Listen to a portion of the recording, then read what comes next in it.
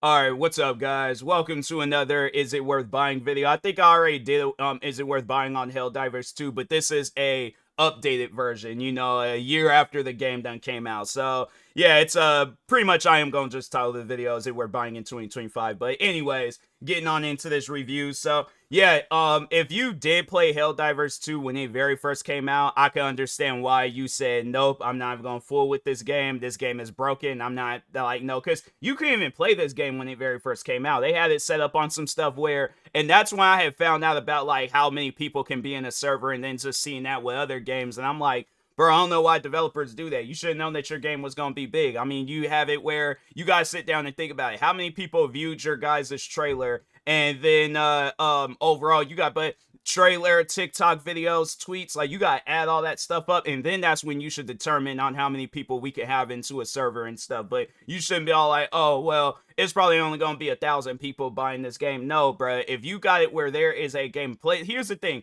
This is something that I'll say.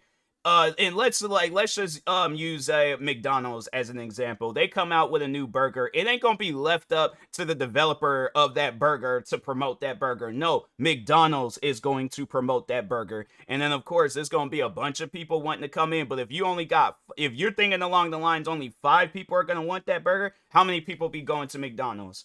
That's how you guys sit down and think about it. How many people own a PlayStation 5? How many people own a gaming PC? You gotta think high when it comes to numbers. So, yeah, overall, this game came out, wasn't even playable. I remember I tried playing it, and I was like, nope, I give up. I'm not going to fool with this game no more. So, but then I decided to give it another chance, and I'm like, okay, I'll sit down and wait when they fix stuff up, and then, then I'll play this game heavily and stuff. So, they eventually did. They did fix things up. I played the game.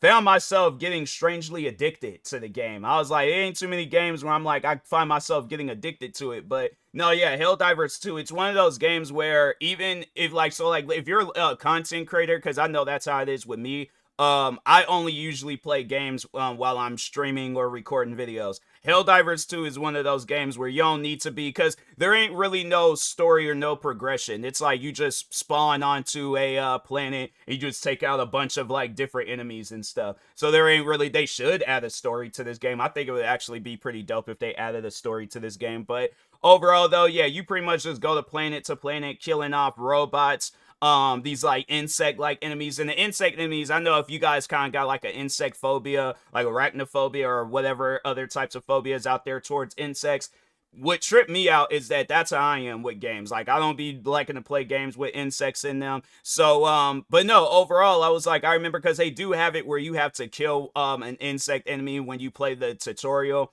So I did do that, and I'm like, bro, them things don't even seem all that freaky or weird. And even all the other enemies they added afterwards, they don't seem all that freaky and weird and stuff. So I found myself being more on the insect planets than the robot planets, because the robots, in my opinion, they a little overpowered. All right, nah, they do too much damage at times. I guess like if you play on the easier difficulty settings, then, and they do have that. They do have like easy difficulty, an easy difficulty settings. But as you play the game, you'll find yourself wanting to play the more harder difficulty settings and stuff. So, cause I mean, it's hard. But if you guys, if you're playing with like good players, or if you and your friends are good players, then yeah, overall you wouldn't have anything to worry about and stuff. So, but anyways, but no, as the time went on, like I found myself playing the game more and more and more. Eventually got to a point where other games had came out, and I was like, okay, let me go ahead and play these other games and see what they're all about and stuff. But then they added that update where it's like some zombie like enemies and stuff. Found myself getting right back into the game. I haven't been playing it recently. I have been trying to make some time on playing it and stuff. I mean, I do have a Steam Deck, and I should just start playing it on my Steam Deck, try to squeeze in a game here and there and at night and stuff. But yeah, man, Helldivers 2, I'll have to say, like, throughout this past year, they've definitely redeemed themselves. I would say that it's a good game. It's a game worth getting into if you're maybe just getting a PlayStation 5 and you're like, hey, I heard that this game was kind of like bumpy when it very first came out. There's people out there that still hold on to that and they haven't really played the game. Yeah, that's why I'm like, if they got their own ill feelings, if you want to listen to them, you very well can listen to that individual that don't like the game. But me, I would say I like the game. I think it's a game worth getting into. The only thing that will cause me to rage quit this game is bad teammates. So if you're wanting to get a game that you could play with your friends, this would definitely be a good game to play with your friends. But playing with randoms, it's a 50-50 chance sometimes where it's like you might get good players and then you might get players that just want to ruin the experience for everybody. So I do hope they do that one day, add AI teammates, so I don't have to worry about adding people into the game. But I mean, if they don't, they don't, and it's just, yeah, it's one of those games you ain't gonna have no choice but to play with people. But you can play the game solo. You can do that. So if you do want to play the game solo, I would definitely recommend get as much practice as you can playing on the easier difficulty settings, and then work your way up to the higher difficulty settings. But it's definitely gonna take you some time. So I guess it could be a good little journey and things, and just seeing how it overall goes. But yeah, other than that, the game ain't really that difficult either. They have it where it's like you just gotta kind of do like random objectives where it's like they have like